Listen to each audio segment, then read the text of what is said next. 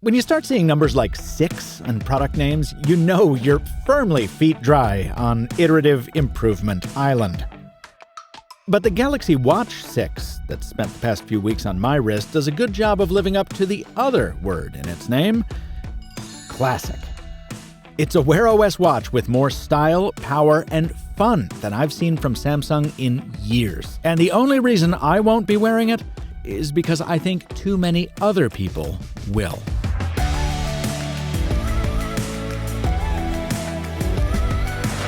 Yeah, even more than my smartphones, I like my smartwatches to be special.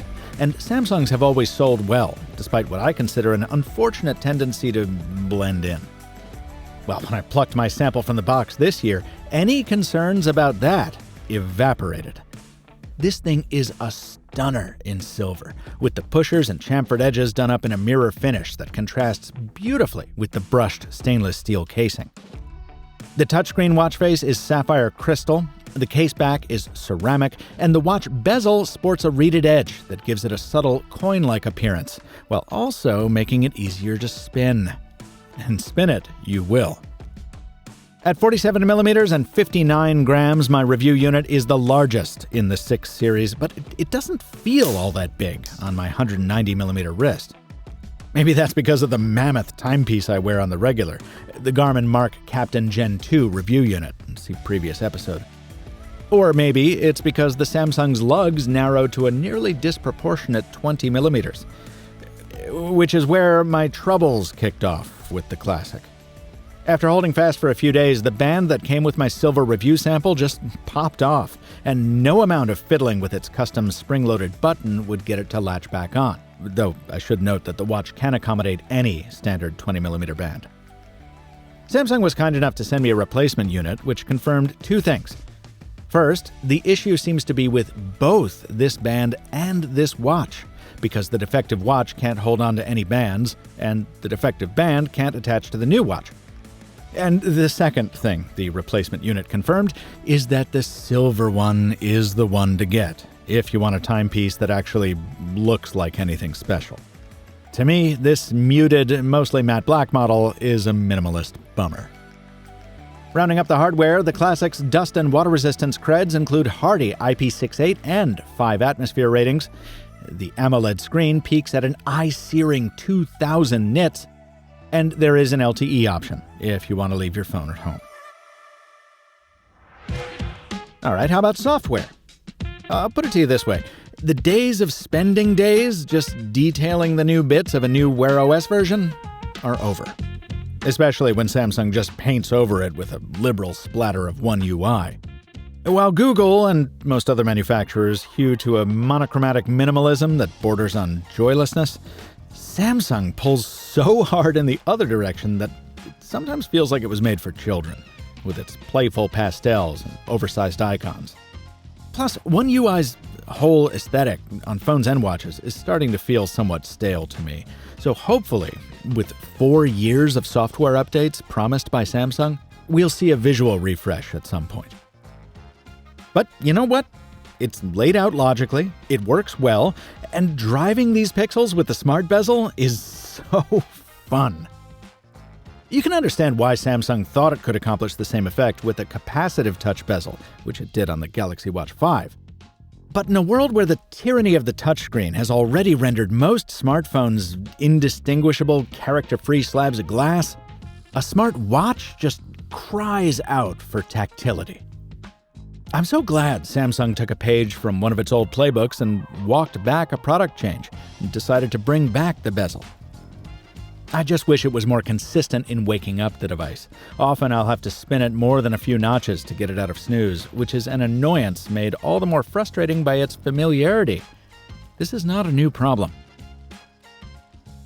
The features, too, will be mostly familiar to anyone who saw my Galaxy Watch 4 review, so I'll just call out a few of my faves. The camera remote control continues to be a delight. Putting my Galaxy Flip 5 review unit in a far-off corner and controlling it from my wrist tickles some long, smoldering ember of Inspector Gadget geekiness. Oh, and you can control the zoom with the bezel. It's so cool. Down the same rose-tinted road of nostalgia, Voice calling through the onboard speaker and mic works as well as ever. And you can choose either Samsung Pay or Google Wallet as your touchless payment provider. I also dipped my toe into Samsung sleep tracking for the first time in a while, with the watch measuring my skin temperature in addition to blood oxygen and movement, while my phone got in on the fun and listened to how much I snored. Because who doesn't want to know that? Now that said, the sleep figures I got often disagreed with my usual go-to-bed watch that marked Captain Gen 2. And while Samsung's Health Suite has more features and fluidity than ever before, I've been so spoiled by Garmin's excellent exercise logging that anyone who truly wants to track their health and fitness should seriously consider one of that company's wearables instead. Don't worry, you don't need to spend over $2,000 on one. I have the same captain to blame for my final Galaxy Watch complaint. When you've used a smartwatch that lasts a week and a half between charges, going back to one that needs a top-up every 2 days feels primitive, to say the least. Now, I didn't go easy on it. Sleep tracking alone takes a significant amount of power overnight, and I set the display to always on, because it's a watch, and a watch should always show the time. Those factors, plus the occasional auto-detected workout tracking when I went on a few weekend walkabouts, gave me average battery life of just over 52 hours. That meant that right in the middle of my busiest testing day, the watch dropped to 8%, and my need to bring it back to life provides a useful example of why I prefer USB-C chargers for smartwatches. I had the charger with me, so I plugged it into my Fold 5 review unit and juiced the watch back up to 35% in about a half hour of walking. The fact that I was walking is why I couldn't use the wireless power share option, as I explained on Threads, but I did sit down for a post-constitutional cow sando at a Brooklyn diner that night, and in the 40 minutes it took me to beast down that burger, the Fold had wirelessly taken the watch from 26 to 47%. Finally, plug that cable into a USB-C port on your pewter, or a phone charger, and it'll go from empty to full in almost exactly 80 minutes. In this house, we love standards. The Galaxy Watch 6 Classic will run you $429 or $479, depending on whether you feel the need for 4G, and typically generous trade-in offers, with Watch 5 or Watch 4 Classics fetching up to a $200 credit, and even old-timers, like the Galaxy Watch, diluting the price by up to $125. That somewhat dulls the sting if you're comparing against the Pixel Watch, whose sequel is due soon, so it's come below $300, or the TicWatch Pro 5 at $350. But while I'd probably prefer the Pixel Watch due to its distinctiveness, and despite its bad battery life, that's me. Someone inordinately preoccupied with using tech that's, a little different.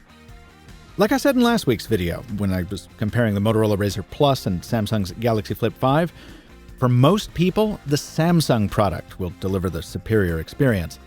And I think most Android users, and especially Samsung owners, will be very happy with the Galaxy Watch 6 Classic.